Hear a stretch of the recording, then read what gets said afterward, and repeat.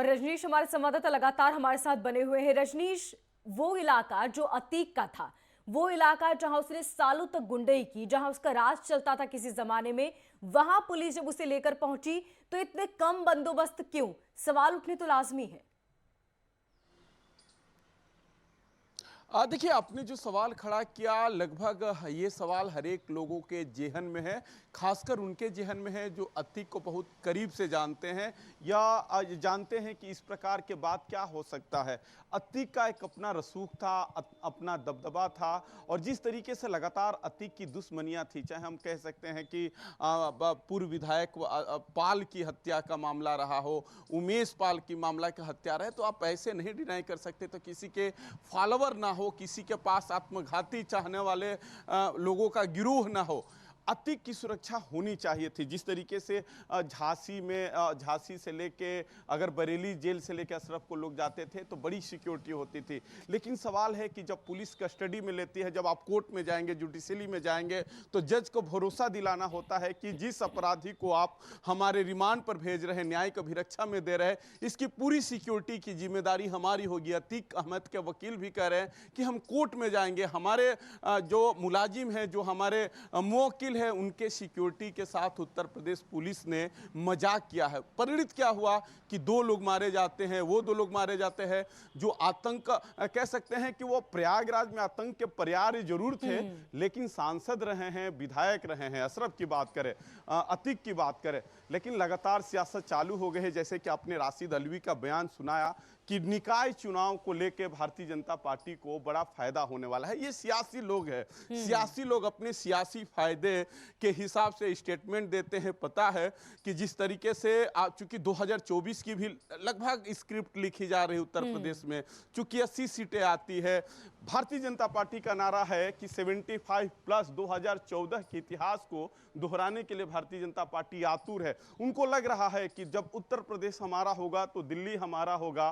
तो सियासत चालू हो गई है, सब लोग अपने हिसाब से बयान दे रहे हैं। चाहे अखिलेश यादव की बात करें, मायावती जी का भी बयान आया था, कांग्रेस के भी कुछ लीडरों का बयान आया था, तो लगातार बयानों का बाजार जारी है। जो भी होगा, चूंकि लखनऊ से हम लोग यहाँ पे चूंकि माहौल रात से ही गर्म है। मैंने जैसे कि आपको बताया कि यहाँ जो सीपी है खुद रोड पर है, खुद परेड कर रहे हैं, लोगों को भरोसा दिला रहे हैं कि कुछ नहीं होगा, आप लोग घरों में रहिए। 144 लगाया गया है, पूरे प्रदेश में लगाया गया है। माना जाता है कि जो पश्चिम के डिस्ट्रिक्ट है, चाहे हम मेरठ की बात करें, मुजफ्फरनगर की बात करें, अलीगढ़ की बात करें, वहाँ पे हाई अलर्ट और रखा गया है। लगातार यहाँ से मॉनिटरिंग हो रही है। जो उच्च अधिकारी है, जो यहाँ पे पंचम तल कहा जाता है, जहाँ मुख्यमंत्री कार्यालय है, जहाँ पे योगी आदित्यनाथ बैठते हैं, वहाँ के लगातार ब्रीफ कर रहे हैं, अधिकारियों के टच में है। जो जिम्मेदार अधिकारी हैं उनको रात को ही प्रयागराज मूव कर दिया गया है, तो नजर बनी हुई है। अब देखना यह है कि सियासी दलों का, चूंकि सियासी दलों और सियासी नेताओं को काम ही होता है अपनी खेती देखना, तो वो लोग लगातार फार्मिंग कर रहे हैं।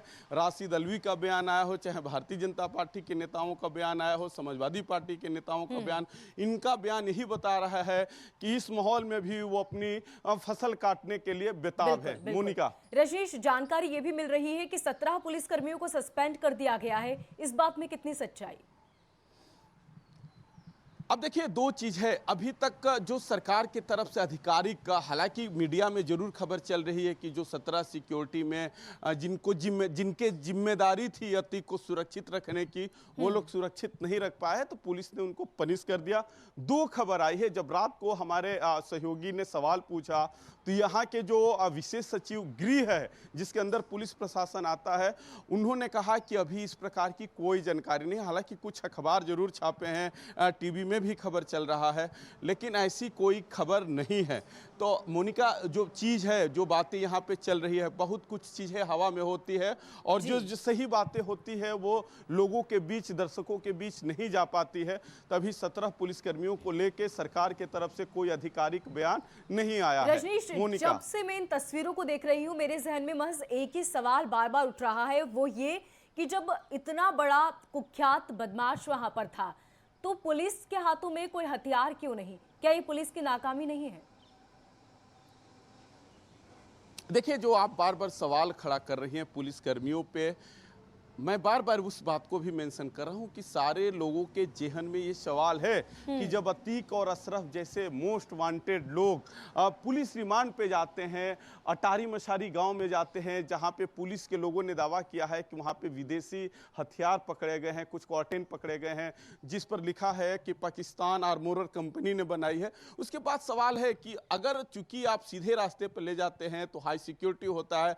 मैंने पहले ही बताया कि चूंकि अतीक पे 100 से अधिक मुकदमे हैं, बहुत लोगों की हत्या का आरोप है, लगातार उनका ये काम राजनीति करने का तरीका रहा है कि राजू पाल की हत्या रहा हो, एक अशरफ बाबा चांद थे, माना जाता था कि उन्हीं की ये चेला हुआ करते थे, उनकी हत्या करके ये सियासत में मजबूत हुआ।